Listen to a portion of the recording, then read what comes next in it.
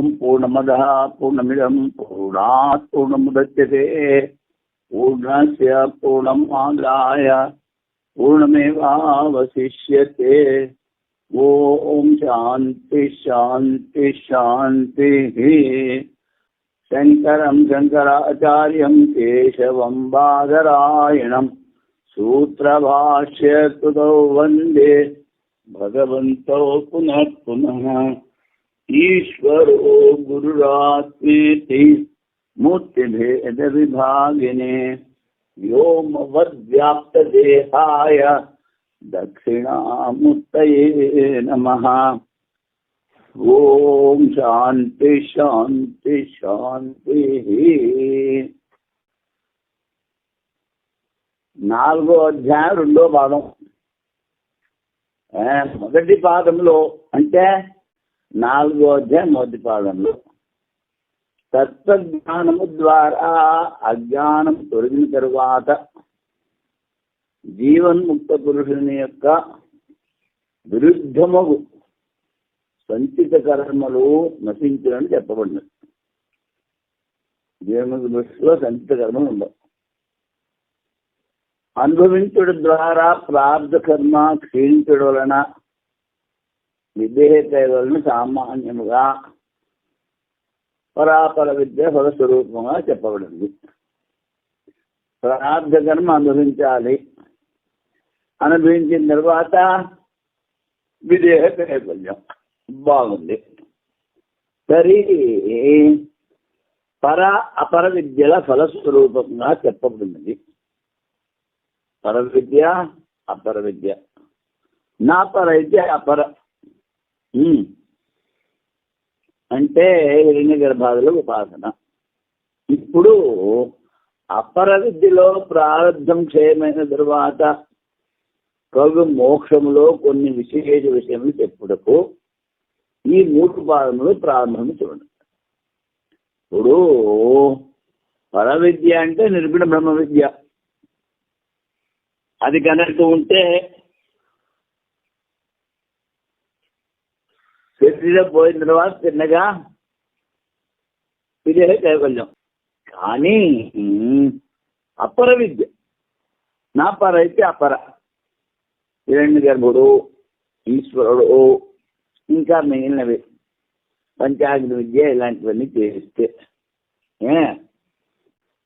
ప్రార్థం నష్టమైపోయింది. ఆ తర్వాత క్రమముక్తి. వాడు బ్రహ్మలోకానికి పోతాడు, అక్కడ బ్రహ్మ ఉన్నంతకాలం ఉంటాడు, తర్వాత ముక్తి. అది క్రమం. ఈ అపర విద్యలో ప్రారంభం అయిపోయిన తర్వాత వచ్చే మోక్షంలో కొన్ని విశేషాలు ఉన్నాయి అంటారు. అవి 3 పాదాల్లోనూ చెప్తాము అంటారు.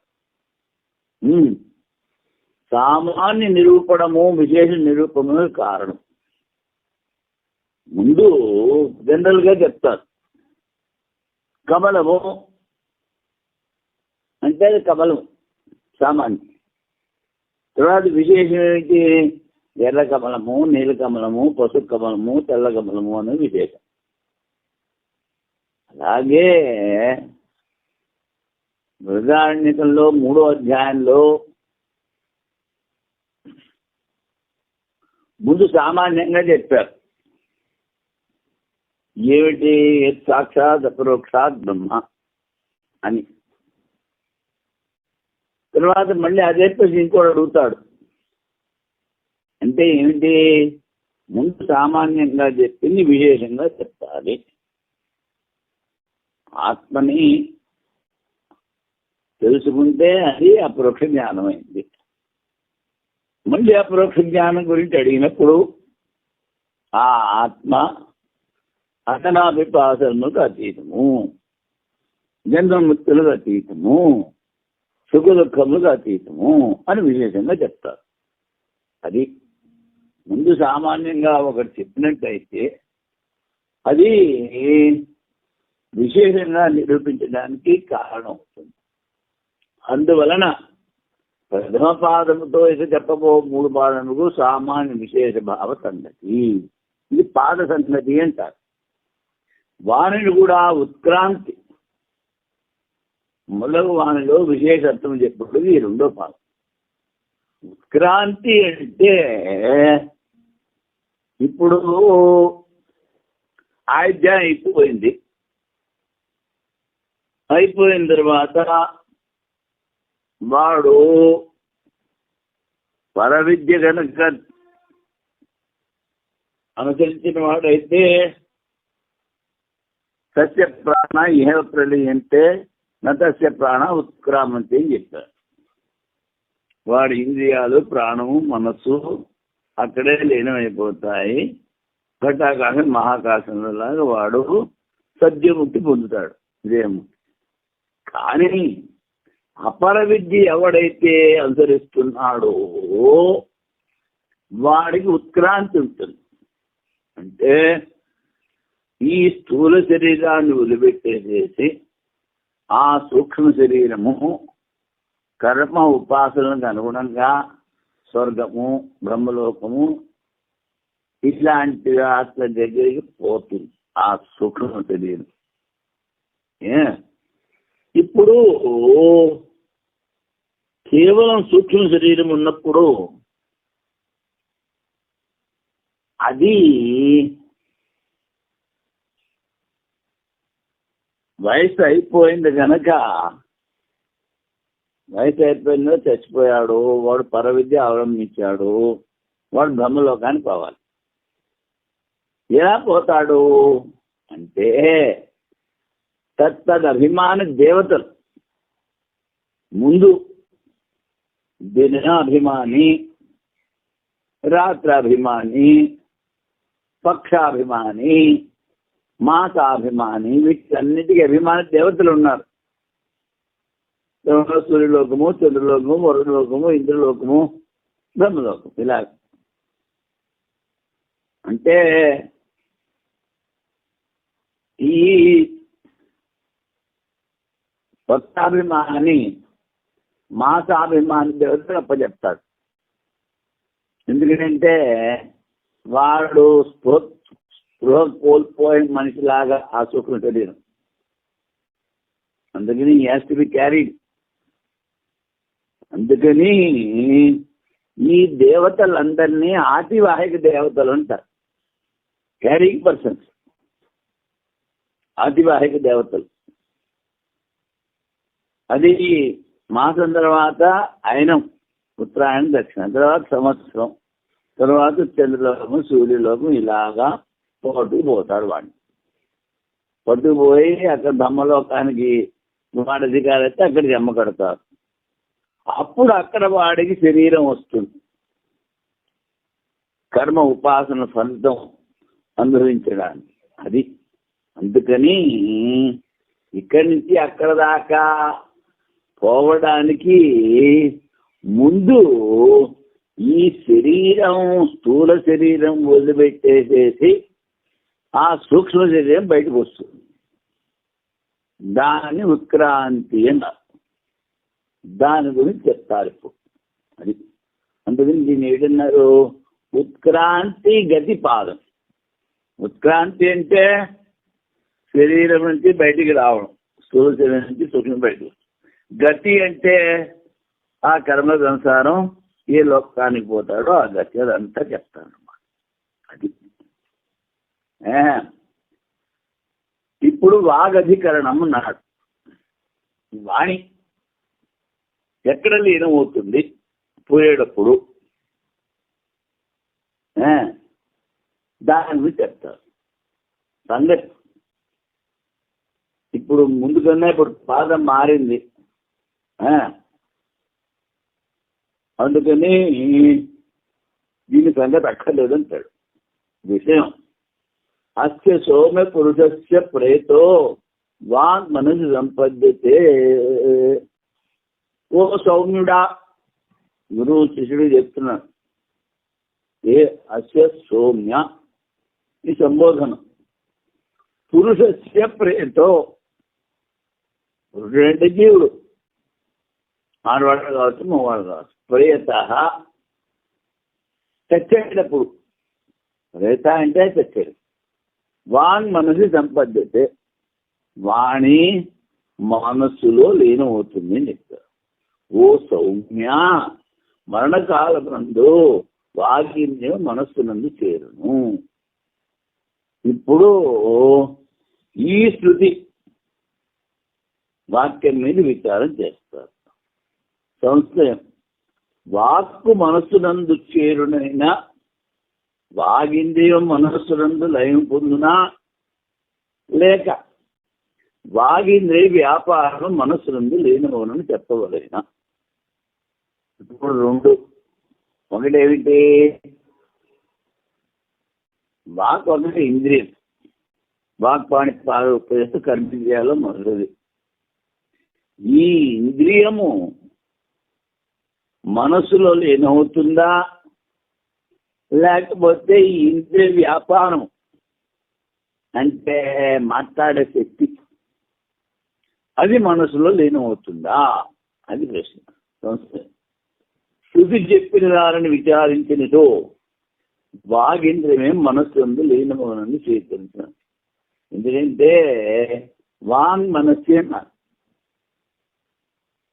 శృతిలో, అందుకని దాని అర్థం చెప్తే వాగింద్రియం మనస్సులో లీనమవుతోంది తెలుస్తోంది అంటాడు. వాగింద్రియ వ్యాపారం మనస్సులో లీనమని చెప్పిన లక్షణా ప్రసంగం వస్తుంది. అక్కడ శృతిలో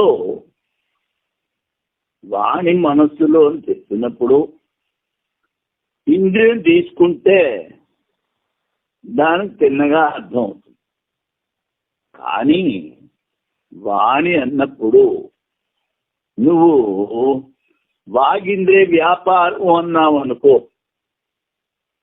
అక్కడ లక్షణ చెప్పాలి. లక్షణ ప్రసంగం వస్తుంది అంటారు.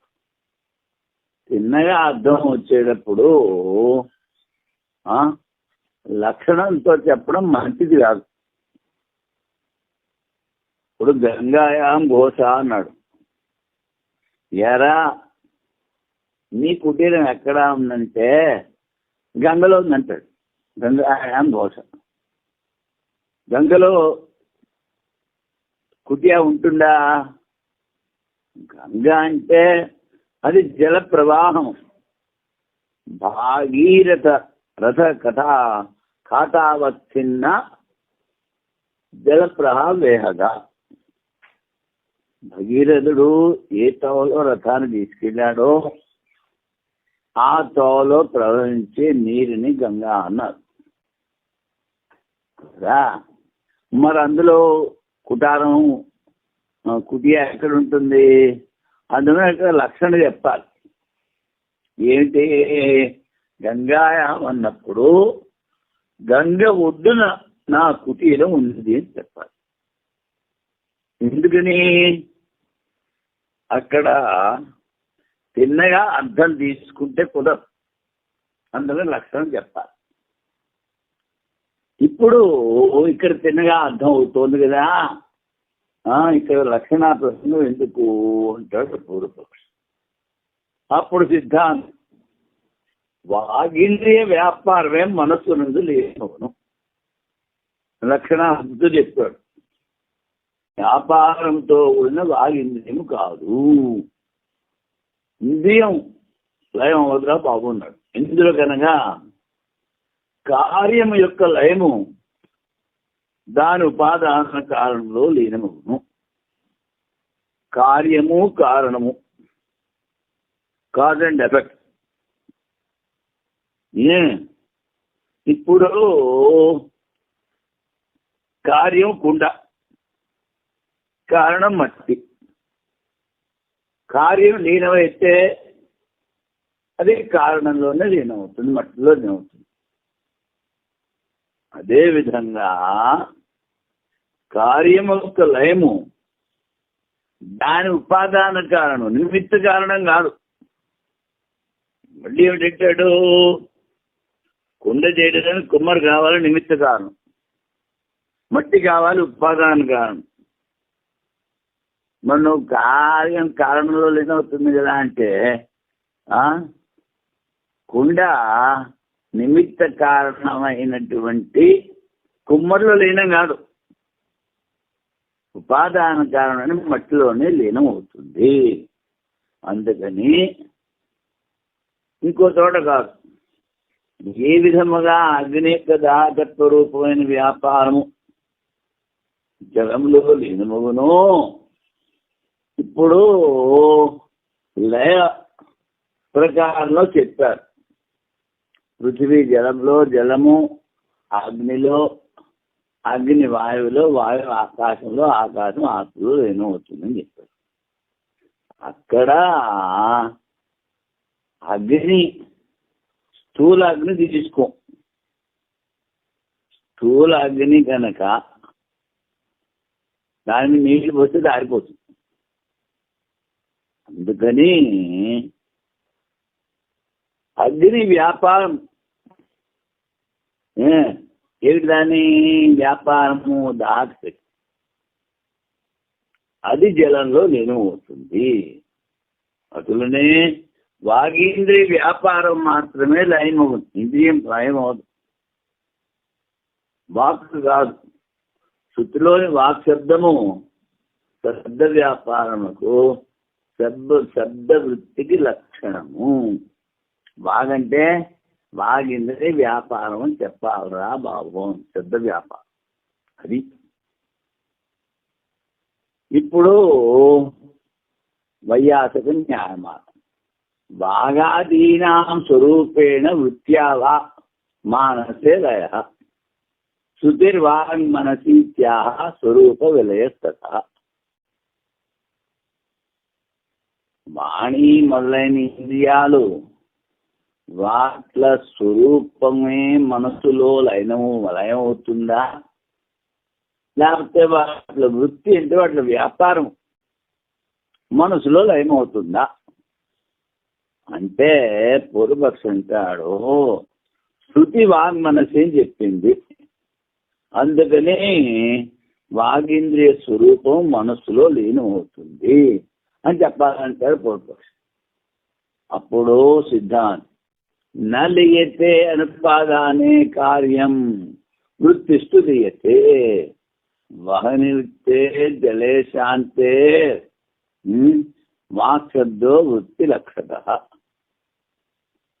అనుపాదానం ఉపాదాన కారణంలోనే కార్యం లీనమవుతుంది.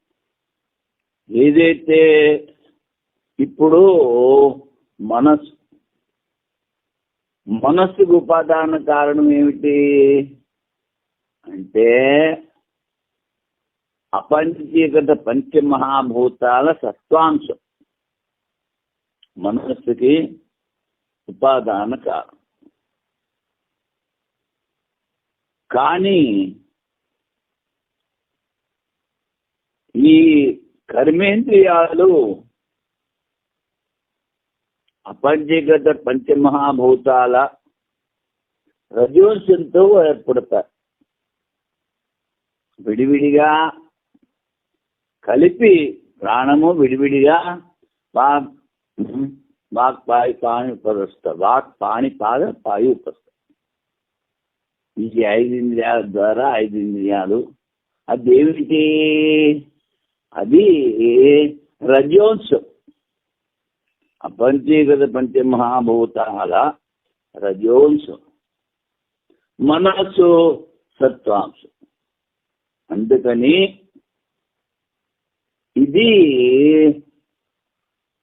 అనుపాదానం, ఇది మనస్సు. నా లీయతే అనుపాదానే కార్యం, ఉపాదాన కారణం ఏది కాదో అందులో కార్యం లీనం అవుతుంది. వృత్తిస్తూ లీయతే అంటే వాక్ వృత్తి.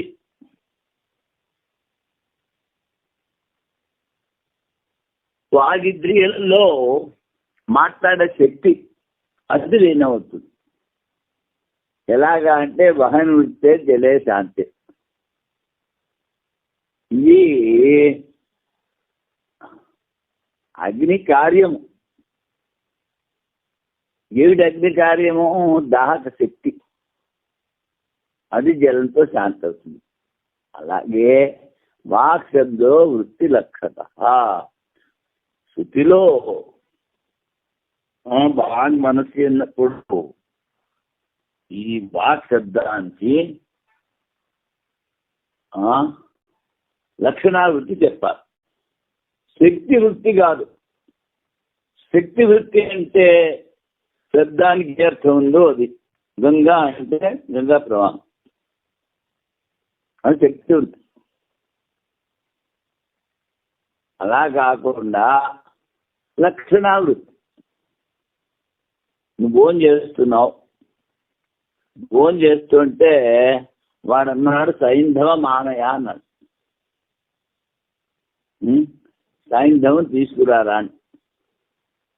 సైంధవం అంటే సింధు దేశం యొక్క గుర్రం ఒక అర్థం. రెండో అర్థం ఉప్పు, గడ్డుప్పు. మరి భోజనం చేసినప్పుడు కూర్చున్నప్పుడు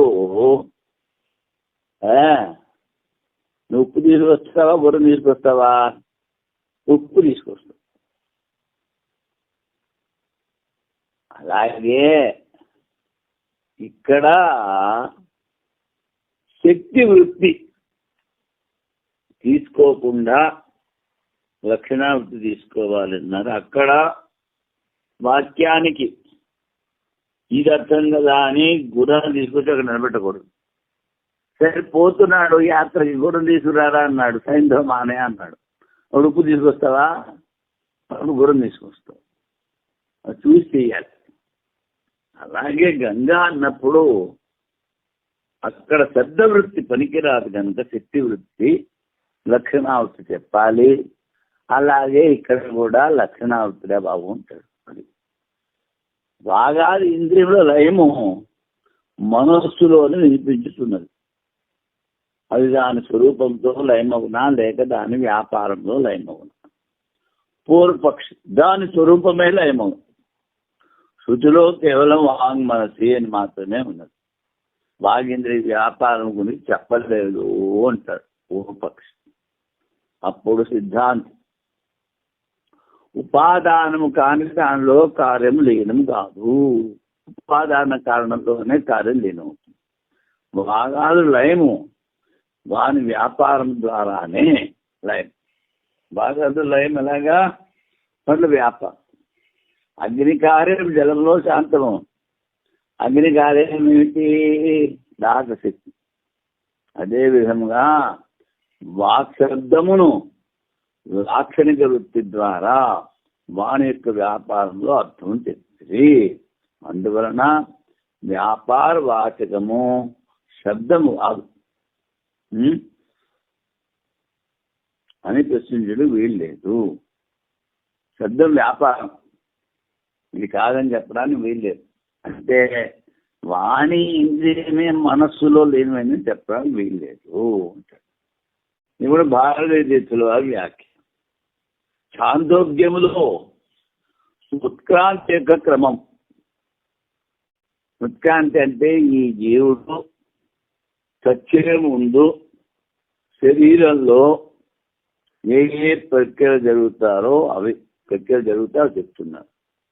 అస్య సౌమ్య పురుషస్య ప్రేతో వాంగ్ మనసి సంపద్యతే మనః ప్రాణే ప్రాణస్తేజసి తేజ పరస్యాం దేవతాయాం. సౌమ్యుడా చచ్చేటప్పుడు పురుషుడి వాణి అంటే అన్ని కర్మేంద్రియాలు, జ్ఞానేంద్రియాలు లాక్షణికం. వాంగ్ మనసు సంపద్యతే, ఇంద్రియాలన్నీ మనసులో లీనవుతాయి. మనః ప్రాణే, మనస్సు ప్రాణంలో లీనవుతుంది. ప్రాణ తేజసి, ఆ ప్రాణము జీవుడిలో, ఆ జీవుడు పరస్యాం దేవతాయాం, పరదేవతలు పరమాత్మ. అది చెప్పారు. సౌమ్యుడా అంటే మంచి పూర్ణిమ నాటి చంద్రబింబంలా ఉన్నటువంటి ముఖం ఉన్నటువంటి బాలకుడా ఆహ్లాదం. ఓ అబ్బాయి, మరణకాలం నందు వాగింద్రియం మనస్సులు చేరు. మనస్సు ప్రాణమును ఏకీభవించింది. ప్రాణము తేజస్సునందు, ఆ తేజస్సు పరమాత్మను వినుము. తాత్పర్యము ఏమనగా మరణాసన్న పురుషుని యొక్క వాగాది దశ ఇంద్రియములు. వాగంటే లక్షణకి వాక్పాద స్పష్ట, అవి 5 కర్మేంద్రియాలు, అలాగే జ్ఞానేంద్రియాలు 5, 10 మనస్సులో లేను. ఈ విషయము పైన చెప్పిన శుద్ధి ద్వారా తెలుస్తుంది. ఇతరుల సంశయం ఏమనగా బాగా అది ఇంద్రియములు లయమనగా వాగింద్రియం మనస్సు లయం పొందుననియా, లేక వాగింద్రియ వ్యాపారం మనస్సు లేను అంటే పూర్వపక్షి అంటాడు. వాగింద్రియ వ్యాపారం మనస్సునందు లీనమగుననియా, లేక వాగింద్రియ మనస్సునందు లయం అంటే పూర్వపక్షి అంటాడు. వాగాది ఇంద్రియములు లయమగును, ఇంద్రియాలే స్థిరంగా మనసులో లీనమైపోతాయంటాడు. శుద్ధిలో వాంగ్ మనసుని మాత్రమే చెప్పేది. వ్యాపారం వాగింద్రియ వ్యాపారం అన్నది వినిపించట్లేదు అంటాడు. అప్పుడు సిద్ధాంత్ మృతి యొక్క వ్యాప్తి కుండలో లభించడం వలన ఉపాదాన కారణంలో కార్యం లయమను. కుండంతా ఏంటి? మట్టితో ఉంది, మట్టి కుండ అంటాం. అది దాని కారణం మట్టి, అందుకే మట్టిలో ఉన్నాం. అదేంటి? ఉపాదాన కారణం. అందువలన మనస్సు బాగా అదుగు ఉపాదాన కారణం కారణందున ముందు చెప్పాను. మనస్సు ఉపాదాన కారణం వేరు, ఈ కర్మేంద్రియాల ఉపాదాన కారణం వేరు. కానందున వాగాదులు స్వయముగా మనసులో లేను కావు. వ్యాపారం ఉపాదానం కాని దానిలో కూడా లేనవను. వ్యాపారం ఇందులోనే లేనవదు. వాక్ శబ్దం ద్వారా వ్యాపారం లక్షితం. దీని ద్వారా ఇంద్రియము దాని వ్యాపారం యొక్క అభేదం గౌడం ఒకటి వలన వాగాదుల వ్యాపారం మనసులో లేనివను. ఇప్పుడు ఇంద్రియం అన్నాం. ఆ ఇంద్రియ వ్యాపారం ఇంద్రియంతోనే ఉంటుంది. కానీ ఇంద్రియం ముఖ్యం, ఇంద్రియ వ్యాపారం గౌణం. అయినా లాక్షణికంగా ఇక్కడ ఆ ఇంద్రియ వ్యాపారం లయమవుతుంది అని చెప్పాలి అంటారు. వాంగ్ మనసి దర్శనాచ.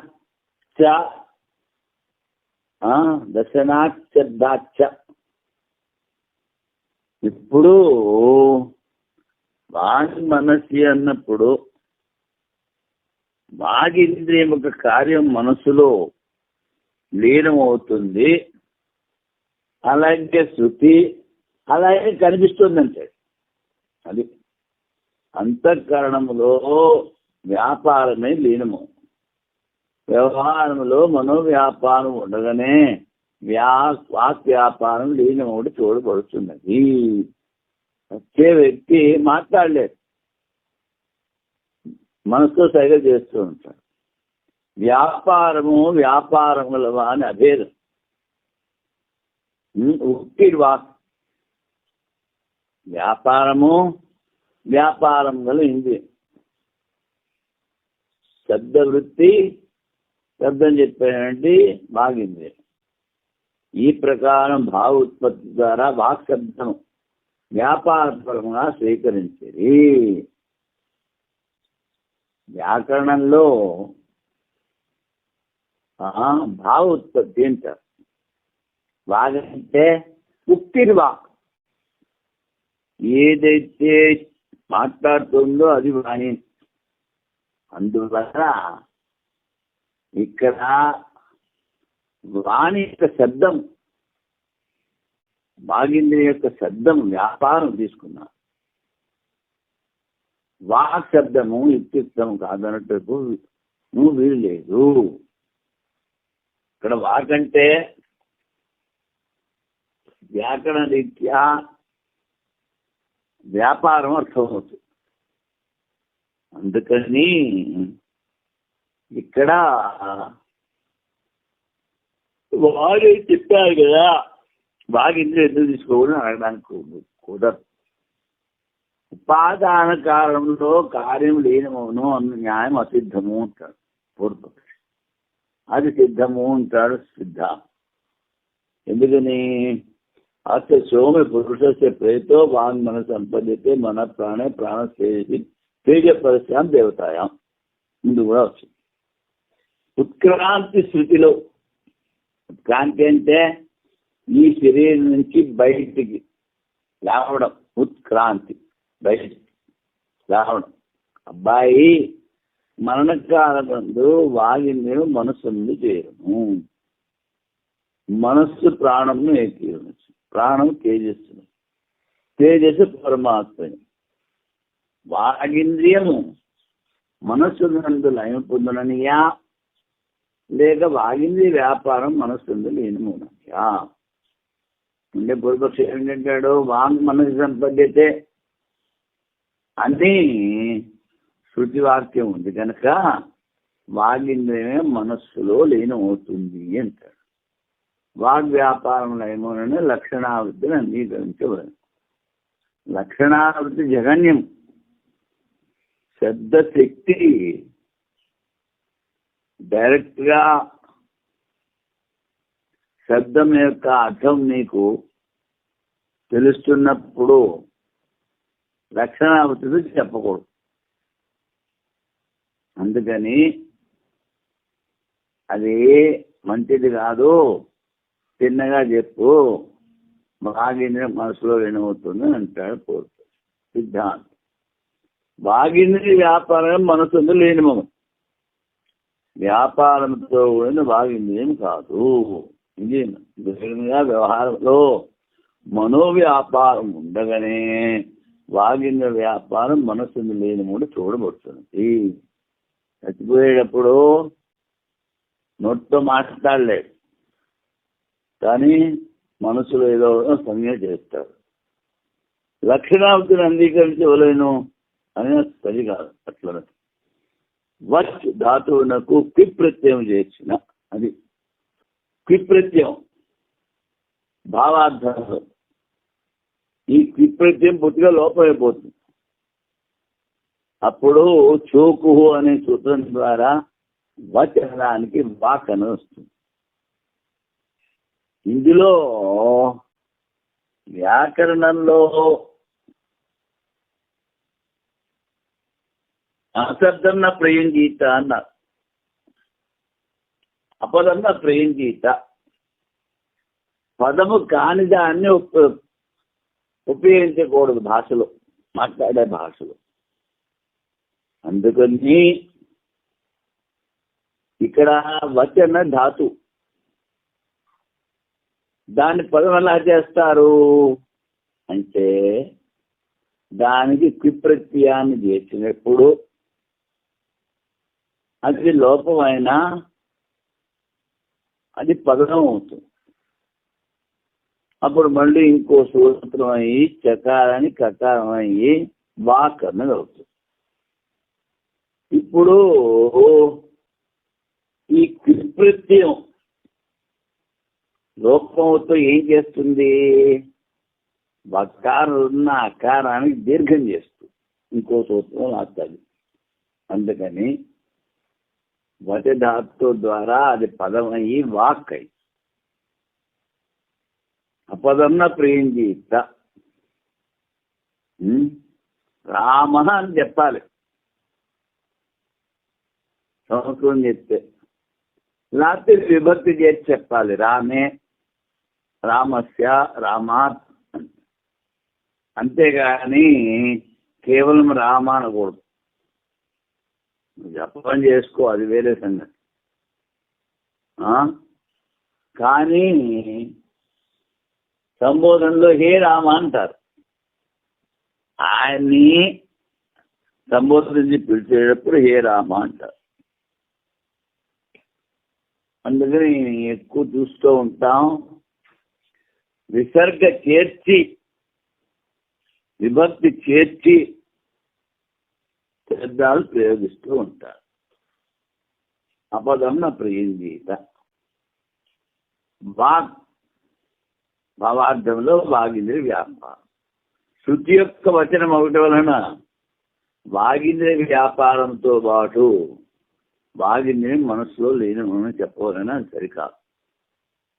వాగింద్రియం ఏమవుతుందో చెప్పుకోరు. వాణి యొక్క కారణం మనస్సు కాదు.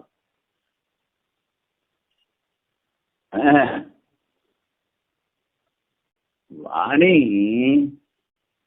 కారణం మనసు కాదు, ఉపాదానం. వాంగ్ మనసు అంతర్జన శుద్ధి గతి ఏమవును అయినా వ్యాపారము మరియు వ్యాపారములది రెండింటిగా అభేదం.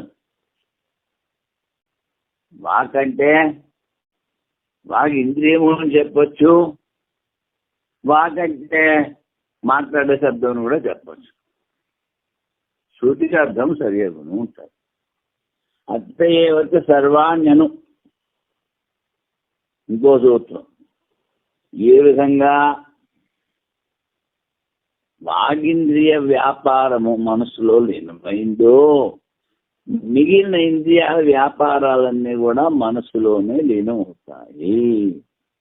అది వాగింద్రియ విషయంలో చెప్పినట్లే అన్ని చక్షురాది ఇంద్రియముల వ్యాపారము మనసులో అనువర్తిస్తాయి, అనగా మనసులో లీనము. ఇంద్రియాలు కాదు, ఇంద్రియ వ్యాపారం. మనో వ్యాపారం ఉండగానే వాక్ వ్యాపారం మాత్రం లయమగును. ఇంద్రియం లీనం కాదు. వాగింద్రియ విషయంలో చెప్పినట్లే మిగిలిన అన్ని చక్షురాది ఇంద్రియ వ్యాపారము మనస్సులో లీనమగును. సామాన్యముగా అన్ని ఇంద్రియంలో మనసులో లీనమవుతున్నా వాక్కును మాత్రం విడిగా ఎందుకు సూత్రంలో చెప్పిరి అంటే ఉదాహరణ వలన సూత్రములో వాక్కును గ్రహించింది. అది ఉదాహరణ. అది అలాగే ఇప్పుడు మనోధికరణం. మనసు ప్రాణంలో ఉన్నాడు. మనస్సే లీనమవుతుందా, మనో వ్యాపారం లీనవుతుందా మళ్ళీ ప్రశ్నిస్తాడు. అంతే. వాగాది ఇంద్రియ లయం మనస్సులోనే చెప్పబడింది. మనో వ్యాపారం ప్రాణంలో లయం కాదు, కానీ మన ప్రాణే అన్నాడు కనుక మనస్సు ప్రాణంలో లీనమవుతుంది అని శృతి చెప్తూ మనస్సు ప్రాణంలో లయము కావాలి. పరంపరముగా మనస్సు గొప్పదాన కారణం ప్రాణం స్వీకరించవచ్చును. ఇప్పుడు ముందు చెప్పా, మనస్సుకు ఉపాదాన కారణం ఏమిటి? అపంచీకృత పంచమహాభూతాల సత్వాంశం, సమ్మిళిత సత్వాంశం మనస్సుకి ఉపాదాన కారణం. ప్రాణానికి అపంచీకృత పంచమహాభూతాల రజోంశం. అందుకని రెండిటికి ఉపాదాన కారణం వేరు. ఉపాదాన కారణం ప్రాణం స్వీకరించవచ్చును పరంపరగా అంటాడు. డైరెక్ట్ కాదు, పరంపరగా ఒప్పుకుంటాడు. మన ప్రాణే అను శృతి యొక్క అంశంని అధికరణమునకు విచారణి విషయంగా చెప్పి సంశయం ప్రాణంలో మనస్సు లేని మగునా లేక మనో వ్యాపారం లేని మగునా? పూర్వపక్షం. మన ప్రాణే అను శృతి ద్వారా కేవలము మనస్సు తన స్వరూపంతో లయమౌనని స్వీకరించవలేను. అది పూర్వపక్షం. మనసు ప్రాణంలో లీనమైపోయిందంటాడు సిద్ధాంతం. అన్ని ఇంద్రియముల వ్యాపారముల లయమునకు ఆధారమైన మనస్సు యొక్క వ్యాపారం ప్రాణంలో లేము. పూర్తిగా మనస్సు కాదురా బాబు, మనస్సు వ్యాపారమే లేనవుతుంది.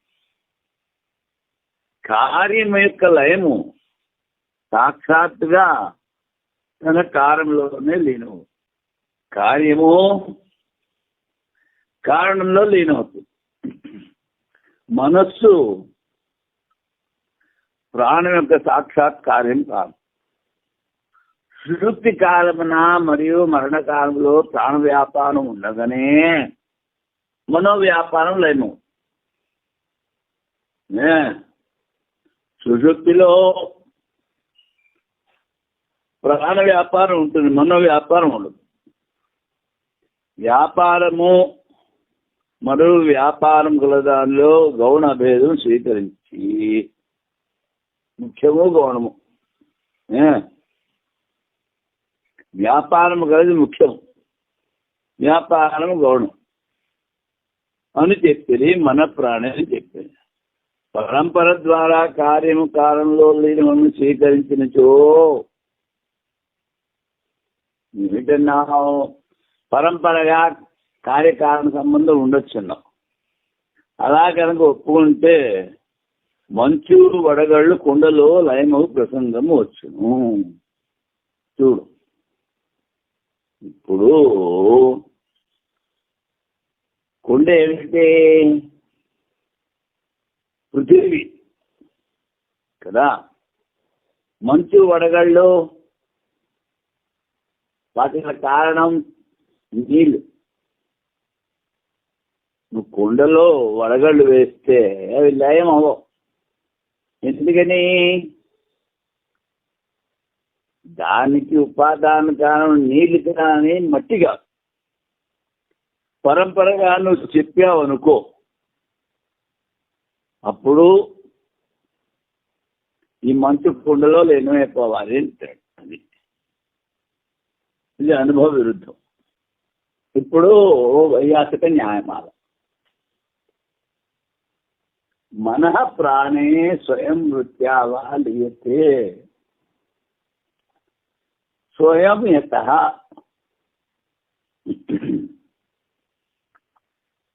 కారణాన్న ఉదక ద్వారా ప్రాణే హేతుర్మనః ప్రతి.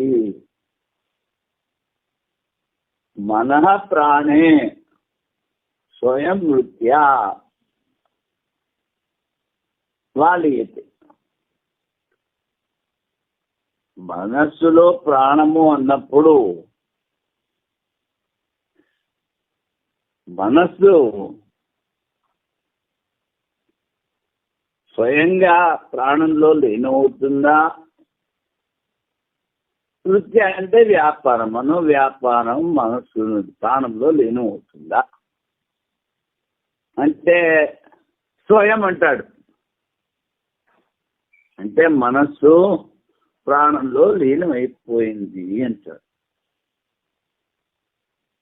కారణాన్ నా ఉదక ద్వారా ప్రాణో హేతుర్ మన ప్రతి. అంటే వాడంటాడు పరంపరగా కారణం అవుతుంది, అందుకని ఈ మనస్సు ప్రాణంలో లేనివన్నీ ఒప్పుకోవాలి అంటాడు. సాక్షాత్ స్వహేతవు లీయతే కార్యం ప్రణాదికేనతో గౌణ ప్రణాదికో హేతో స్థతో వృత్తిలయో ధ్యేయ. సాక్షాత్తుగా ఉపాదాన కారణం, హేతు అంటే కారణం, ఉపాదాన కారణంలోనే కార్యం లీనమవుతుంది, పరంపరగా కాదు. గౌణ ప్రాణాదికో హేతు. ఇప్పుడు ఇది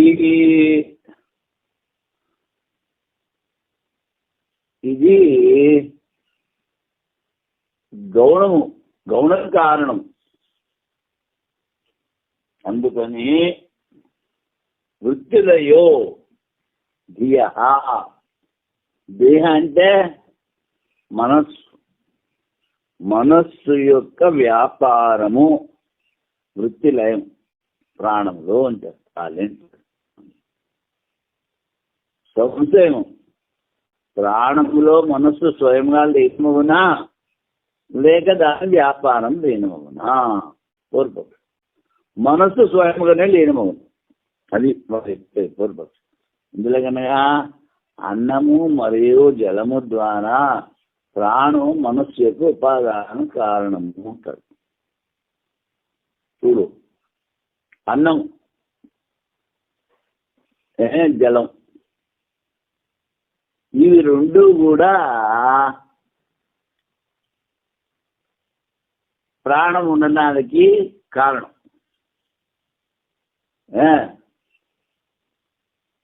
అలాగే ఈ అన్నం అంటే మనం తినే భోజనం మనసు కూడా కారణం అవుతుంది. ఎలాగా? మనస్సులో అన్నంలో ఉన్న సూక్ష్మ భాగం మనస్సుని వృద్ధి పొందిస్తుంది. అందుకని ఆహార శుద్ధం అని చెప్పారు. అలాగా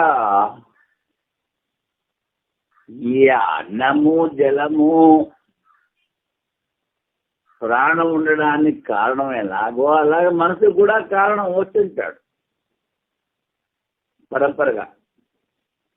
అప్పుడు సిద్ధాంతం, ప్రాణంలో మనస్సు యొక్క స్వరూపం లీనం కాదు, సాక్షాత్తు ఉపాదాన కారణంలో కార్యం లయము, పరంపర ద్వారా అముఖ్య ఉపాదాన కారణంలో లయం కాదు.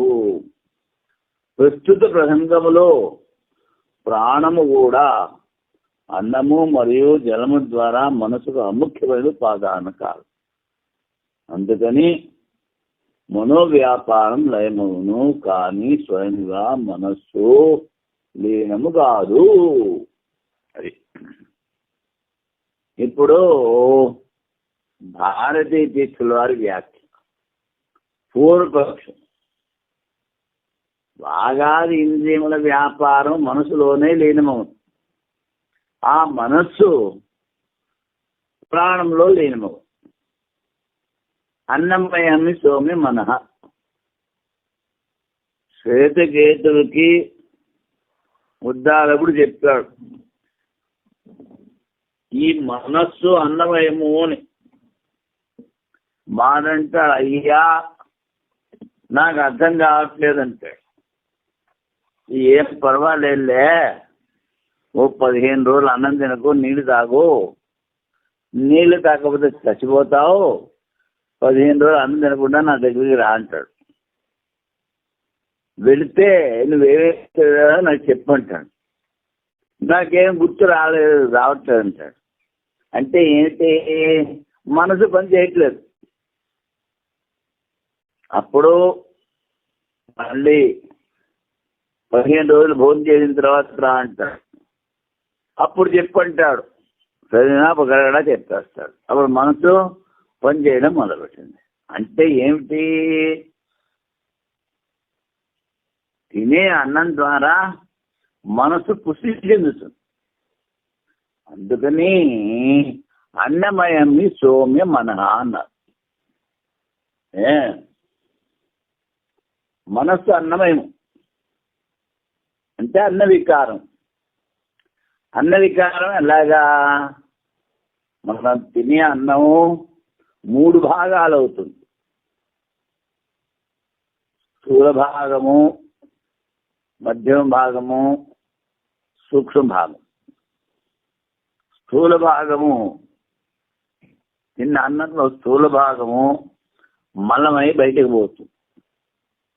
మధ్యమ భాగము అన్న రసం, అది రక్తము, మాంసము, కొవ్వు, తర్వాత ఎముక, మజ్జ, వీర్యము. తిన్న అన్నంలో మధ్యం భాగము సప్తధాతులుగా మారుతుంది. సూక్ష్మ భాగము ఆ మనస్సుని పుష్టి చేస్తుంది. అందుకని అన్నమయం సౌమ్య మనః అన్నారు. అందుకని ఏం చెప్పారు శృతిలో? ఆహార శుద్ధం సత్వశుద్ధి అన్నారు. మనం తినే ఆహారం శుద్ధంగా ఉండాలి. లేకపోతే ఆ అన్నంతో పాటు ఎవరైతే అవి చేశారో ఆ వ్యక్తుల పాపం కూడా మనకు చేస్తుంది. ఎందుకని మనం తినే అన్నం శుద్ధంగా ఉండాలి. ఆహార శుద్ధం సత్వశుద్ధికి. అప్పుడే మనసు శుద్ధి చెందుతుంది. నువ్వు ఇక్కడ అక్కడ భూమి చేసేసి తోల్లో కనిపించిన తినేస్తూ రోజుల్లా జపం చేస్తే మనసు శుద్ధి కాదు. ఎందుకని ఈ బజార్లో చేసేవాళ్ళు వ్యాపారస్తులు వాడక్కడ భగవద్భజన చేయడానికి కూర్చోలేదు, నీ దగ్గర నుంచి డబ్బులు గుంజడానికి కూర్చున్నాడు. వాడి జాతి తెలియదు, వాడు శుద్ధంగా ఉన్నాడో అశుద్ధంగా ఉన్నాడో తెలియదు, అందులో ఏమేమి కలిపాడో తెలియదు. అందుకని అవన్నీ తింటే ఏమిటవుతుంది? చెడ్డ బుద్ధి, మనసు పాడవుతుంది, స్వార్థం పెరుగుతుంది, లౌకికంగా పెరుగుతుంది, ఆధ్యాత్మిక చింత లేదు, గుడ్డు కూడా ఏమీ లేదు. అందుకని తినే అన్నం చాలా జాగ్రత్తగా చూసి తినాలి. అందుకని ఎంత వండిన తర్వాత అన్నీ కూడా దేవుడికి నైవేద్యం పెట్టి తీసుకుంటా. అది ఎందుకని ఈ అన్నం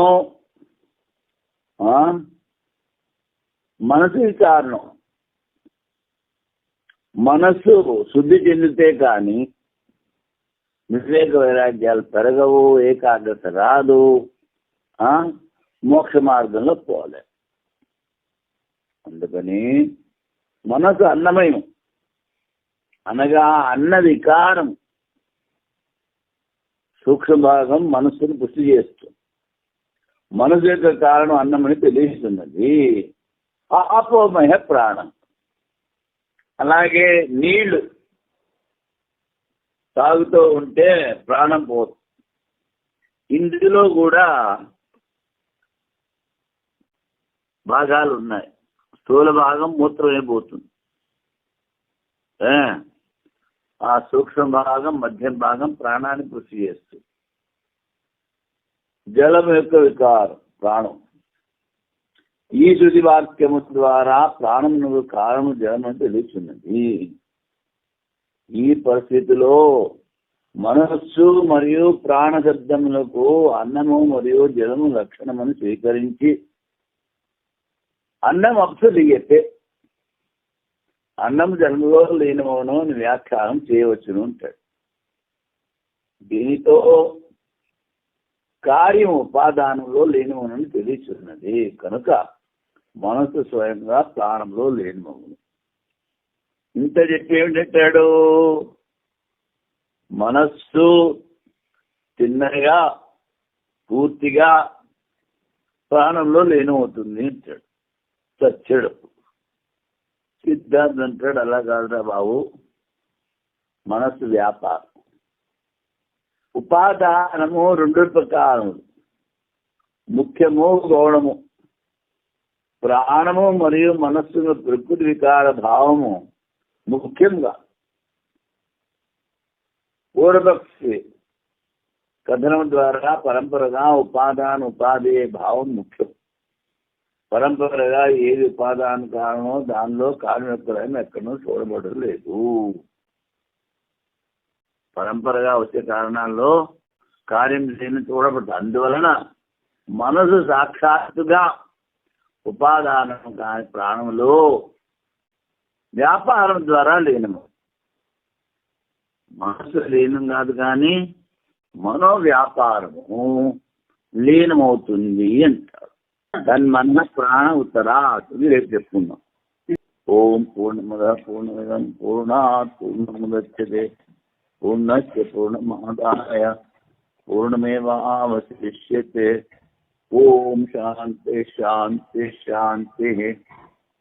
శంకరం శంకరాచార్యం కేశవం బాదరాయణం సూత్రభాష్యకృతౌ వందే భగవంతో పునః పునః ఈశ్వరో గురురాత్మేతి మూర్తిభేదవిభాగినే వ్యోమవద్వ్యాప్తదేహాయ దక్షిణామూర్తయే నమః. ఓం శాంతి శాంతి శాంతి.